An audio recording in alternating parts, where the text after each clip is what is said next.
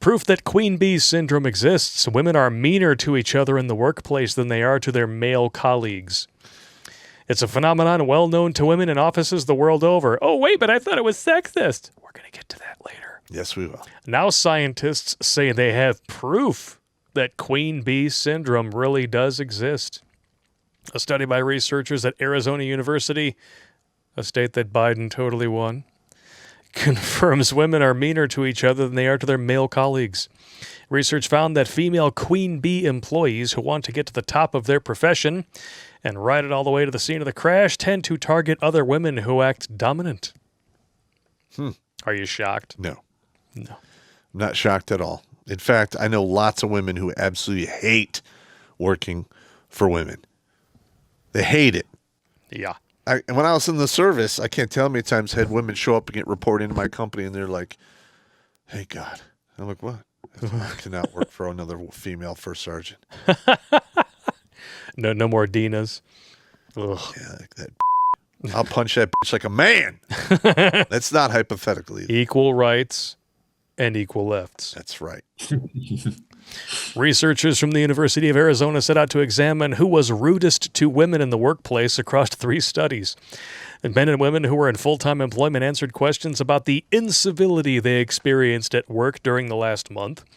Experts found that women target other women who are assertive and dominant, subverting traditional gender stereotypes.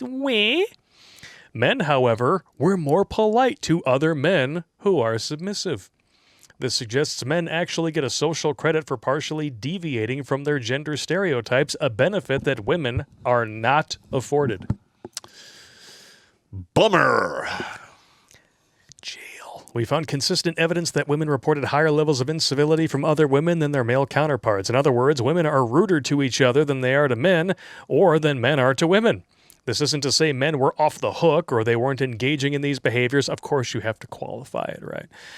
But when we compared the average levels of incivility reported, female-instigated incivility was reported more often than male-instigated incivility by women. And yet, who do they bank harder on by accusing of misconduct? Well, all they've got to do is accuse the dude of misconduct and his life is pretty much over. Yeah, and you don't need proof. No, believe all women. Has that ever happened to you, Warrior? I mean, have you ever lost a job or had a job threatened because of female incivility? Yeah, I lost a job, actually. First time I was ever fired. I had this new girl start, and she was being friendly. We were talking some, and she went to the boss and said that I sexually harassed her. And questions me, just outright fired. But they fired her a week later, quote, because she was crazy. I know that because I talked to unemployment, and unemployment had called them, and they actually answered the phone and said, yeah, he's innocent. She's crazy. We fired her. Yeah, and you know what? And yet you still lost your job? Yep. That would be a huge lawsuit right there. Yeah. It really would. Wow. More people need to start suing employers that do this kind of shit. It'll stop. It's happened to me too. Yep. When I was waiting tables at Olga's Kitchen, all of a sudden I started getting these complaints from unnamed female employees. And I'm like, okay.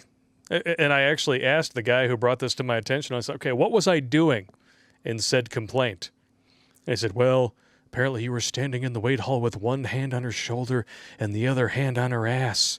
And I said, the only reason I would do that is if I was getting ready to bend somebody over for some way, hey, if you know what I mean. Now, if I'm in front of other people and I'm doing such a thing, am I really trying to keep it a secret? Wow. Well, that's not really part of the discussion here. I'm like, oh, yes, it is. Because if you're not asking logical questions, you're going to progress down an illogical path. Sooner or later, I got fired for it. And really what it all boiled down to is that there were managers who didn't like their authority threatened because I had the loyalty of everyone because I'd been there longer than all the managers. And I trained half of the servers. Mm-hmm. So they decided, they're really friendly with him. They give him hugs. I'll just accuse him of sexual harassment by unnamed female employee. See, managers can concoct this shit and pull it on anybody they want to as long as they have their so-called open door policies. Yeah. And that's when they get subpoenaed in court, and you're like, who is this unnamed person? Yep. I want to see this documentation right now. If they don't produce it, they have no receipts, they lose. Yeah. And I actually told the district manager who fired me, I said, you do know that if I take you to court, you lose your job, your boss loses his job, my boss loses his job, because you'd actually have to produce this person. I don't think they exist. Well, you go ahead and do that. I'm like, I'm not going to waste my fucking time. Because honestly, I said, I said, you think that you're winning this now, but I think this is probably the best thing that's ever going to happen to me. Mm-hmm. And it was. So them. Yeah, and the thing is we have a legal system that we have to pay some individual a minimum of $300 an hour to get access to our constitutional rights. That needs to be fixed. Any person, any citizen should be able to go into court and file a motion and be able to execute that motion without the court looking down on him because he's not an attorney. Okay? And I mean, that's insane. It's fucking insane. The whole thing needs to be reworked. It's so stupid. Yes, it is.